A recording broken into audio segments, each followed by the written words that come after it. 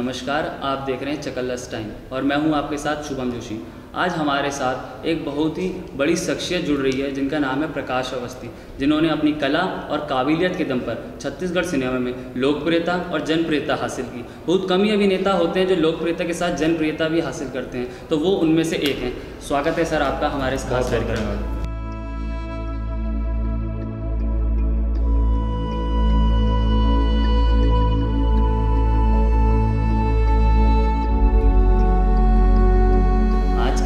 खास कार्यक्रम में हम प्रकाश अवस्थी से जानेंगे राजनीति के बारे में। तो सर्वप्रथम प्रकाश अवस्थी जी, सवालों का सिलसिला मेरा राजनीति से ही शुरू होता है। आपके अनुसार राजनीति क्या है? देखिए, राजनीति देश को चलाने के लिए जी, लेकिन उससे समाज का उत्थान हो ये जरूरी नहीं है, जो कि आज की राजनीति के परिप्रेक्ष्य में मैं बोल रहा हूँ। और राजनीति को हम एक लाइन में डिफाइन करते तो यही है कि समाज के हित में और जनहित में कार्य करें जी। लेकिन आज जो स्थिति है वो देख करके बिल्कुल ऐसा नहीं लगता है कि समाज हित में उस तरीके से लोग अपना प्रयास जरूर कर रहे हैं और बहुत सारे अपने अपने ढंग से प्रयास करने की कोशिश भी कर रहे हैं, लेकिन उस लेवल पे काम नहीं हो पा रहा है जो होना चाहिए। जिस तरीके से पहल की जाए कि आप समाज में कोई परिवर्तन ला सकें, हाँ, वो चीज़ें नहीं हो पा रही। तो एक वर्तमान परिदृश्य में अगर हम राजनीति की बात करें तो सिनेमा जगत के, स्पोर्ट्स जगत के, तमाम जगत के लोग राजनीति में एंटर कर रहे हैं। अभी आपने देखा होगा बीते दिनों निरहुआ जी जो कि भोजपुरी सिनेमा के कलाकार हैं वो बीजेपी में शामिल हो गए हैं। रवि किशन जी कांग्रेस से बीजेपी में आ गए। मनोज तिवारी जी जो कि प्रदेश अध्यक्ष हैं दिल्ली के। तो ये कलाकारों का एक रुझान राजनीति की तरफ बढ़ रहा है, तो ये आप इसको किस तरीके से देखते हैं? देखिए, कलाकारों का रुझान बढ़ने का सिलसिला आज का नहीं, बहुत पुराना है जी। साउथ में तो स्थिति ये रही है कि एनटी रामाराव से लेकर पर बहुत सारे लोग हैं। दक्षिण की राजनीति पूरी कलाकारों से है। वहाँ पे सीएम रहे हैं जयललिता जी के निधन, तो वो सिलसिला तो शुरू बहुत पहले से हो चुका है। हमारे हिंदी फिल्म इंडस्ट्री में चाहे सुनील साहब को ले लें, राजेश खन्ना को ले लें, शत्रुघ्न सिन्हा को ले लें, तो एक मुकाम के बाद में जब कलाकार जब काम करता है, एक नेम फिल्म हो जाता है, तो उसके मन में आता है यार कुछ समाज सेवा भी की जाए, तो उसको लगता है कि राजनीति एक अच्छा समाज सेवा का जरिया हो सकता है। तो वो इस तरीके से अपना प्रयास करता है और वो कहीं गलत भी नहीं है। और पार्टी भी चाहती है कि भाई एक बड़ा नाम मिले और इस तरीके से उसको जीत हासिल हो और उसकी पार्टी को आगे बढ़ने का मौका मिले। तो ये दोनों तरफ से मतलब एक सकारात्मक पहलू है इस चीज़ का, पॉजिटिव। तो एक बात आती है कि यह राजनीति को दलदल कहा जाता है कि राजनीति एक दलदल है, गंदी राजनीति है, झूठ की राजनीति है, फरेब की राजनीति है। तो क्या राजनीति में कलाकारों की जो एक लोकप्रियता होती है उस पर एक कहीं ना कहीं सवाल खड़ा उठता है कि वो जो जा रहे हैं? बहुत जी।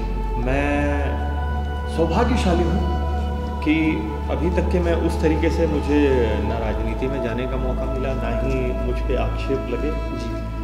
दिनेश लाल यादव अभी हमारे भोजपुरी फिल्मों के बड़े स्टार हैं, हमारे अच्छे मित्र हैं, बड़ा नाम है उनका और बड़े सज्जन व्यक्ति हैं।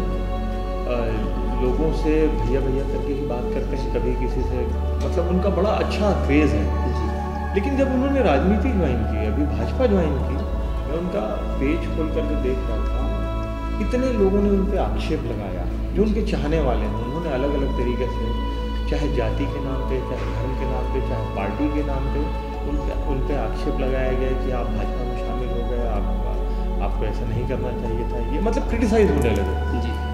तो ये राजनीति का एक बहुत बुरा पहलू है। नहीं तो क्या होता है कि मैं एक हीरो हूँ तो मुझे तो सभी लोग प्यार करते हैं, क्योंकि मैं किसी का बुरा नहीं चाहता, सभी लोग प्यार करते हैं। हाँ, किसी धर्म का नहीं होता, जाति का नहीं होता। तो यही फायदा जब आप राजनीति पे जाते हैं उसका फायदा तो होता है, तो नुकसान यही है कि वो दो भाग में बढ़ जाते हैं। और मैंने अपने वीडियोज में कई जगह ये बात बोला भी है कि भाई मैं राजनीति में जाऊंगा तो मुझे पता है कि 2-3 भागों में आप सब लोग बढ़ जाओगे।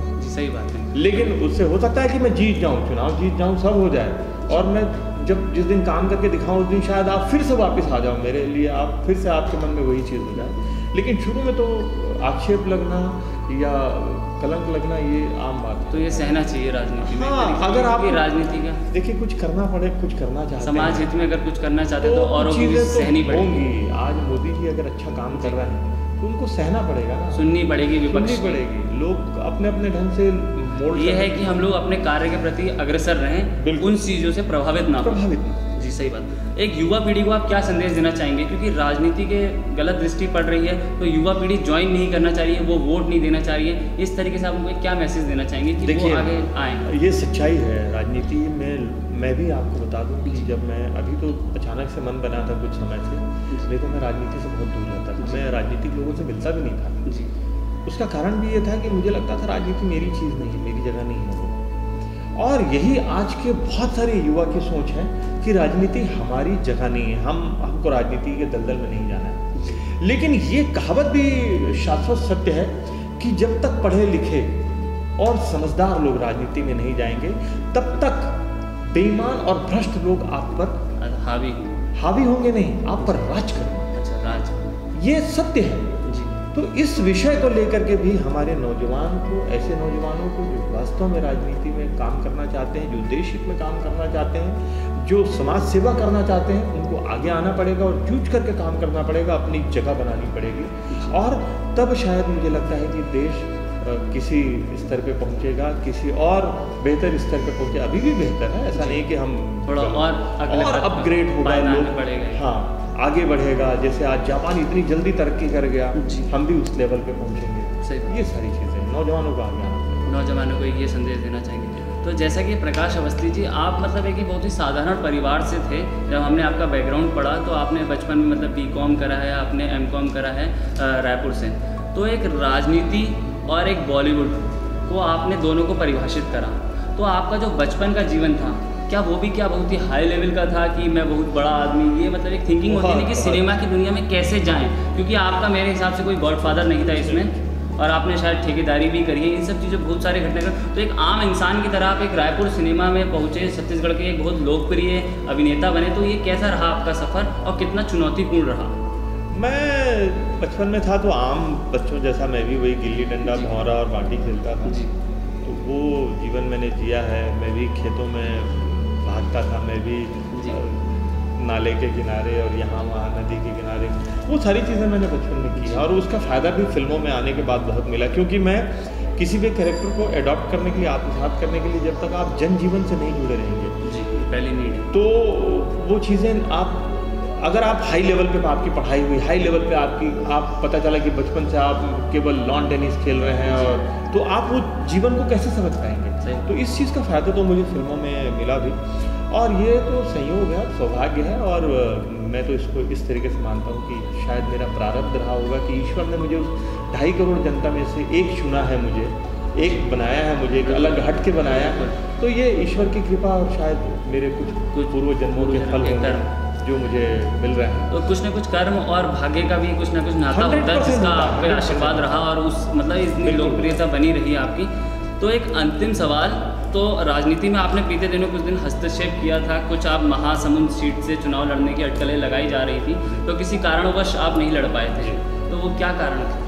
देखिए, जब मैं चुनाव लड़ने का मन बनाया तो मेरा मन में यही था कि मुझे, क्योंकि आपका जो ग्राउंड सर्वे किया गया था उसमें काफ़ी आपकी लोकप्रियता बढ़ रही थी, और जो विपक्ष को सामने एक कहीं ना कहीं पता चला कि जातिगत समीकरण के कारण आपको टिकट नहीं दिया गया। ये सच है जी। मैंने तो यहाँ तक घोषणा कर दी थी कि मैं सांसद का चुनाव निर्दलीय लड़ूंगा जी। तो लोगों ने, मीडिया ने मुझे बहुत हाइप दिया, वहाँ पे बहुत अच्छा मुझे फुटेज दिया, लेकिन जो वरिष्ठ नेता हैं या जो मेरे शुभचिंतक हैं, जो वरिष्ठ पत्रकार हैं, जो राजनीतिक संगठनों से जुड़े हुए हैं और जो इस राजनीति को समझते हैं, उन्होंने मुझे पर्सनली सलाह दिया कि प्रकाश जी, आप बिल्कुल निर्दलीय तो ना लड़ें, इससे ठीक है, हो सकता है आप जीत भी जाएं, लेकिन आपको बहुत ज़्यादा इससे तकलीफ होगी, आप ना करें एक पार्टी। तो मैंने शुरू से ही पार्टी लेवल पे अपनी दावेदारी की थी भाजपा से, लेकिन वहाँ पे एक वो क्षेत्र विशेष में एक समाज का बड़ा दबदबा है और बहुल है, हाँ, उनका बहुलता है और पार्टी भी इससे छूती नहीं रही, और उन्होंने उस हिसाब से एक टिकट दे दिया। हालांकि मेरा नाम टॉप लिस्ट में अगर 2 नाम बचे थे तो उसमें एक नाम मेरा था। आपका नाम रमन सिंह जी तक गया था, उस रमन सिंह जी तक नहीं जी, रमन सिंह जी ने ही मेरा नाम प्रपोज किया था। अच्छा, रमन सिंह जी ने, और आदरणीय धर्मलाल कौशिक जी ने, वहाँ के जो प्रदेश अध्यक्ष थे संडी जी ने, सभी ने मेरा नाम प्रपोज किया था। कहीं ना कहीं जातिकरण एक प्रभाव पड़, दिल्ली में जो आला कमान बैठे हैं भाजपा के, उन्होंने लास्ट में जातिगत समीकरणों की वजह से वो मेरे नाम को पीछे किया गया है। तो तो ये कोई बड़ी बात नहीं है। और ठीक आप है, एक कलाकार हैं, आपका काम एक समाज सेवा करना, आप समाज हित में जुड़े रहते हैं। जैसे पिछले दिनों हमने देखा था कि जब मैं छत्तीसगढ़ स्वयं गया था तो मैंने देखा था आपने बाइक रैली निकाली थी और शराब के विरुद्ध में युवाओं को जागरूक किया था, और आप मतलब गरियाबंद जिले के तमाम स्कूलों में जाके आपने काम किया था। तो ये कि डाउन टू अर्थ जो पर्सनैलिटी होती है कि ज़मीन से जुड़ा हुआ व्यक्ति, आदमी के पास ज्ञान है, ज्ञान के साथ अहम बढ़ जाता है आजकल के कलाकारों में या किसी भी बड़ी हस्ती में, जो आप में मुझे देखने को नहीं मिला। धन्यवाद प्रकाश अवस्थी जी, आपका अपना बहुल समय देने के लिए। हम आशा करते हैं आप इसी प्रकार कार्य करते रहें और जनता के बीच आपकी लोकप्रियता बने रहे। नमस्कार।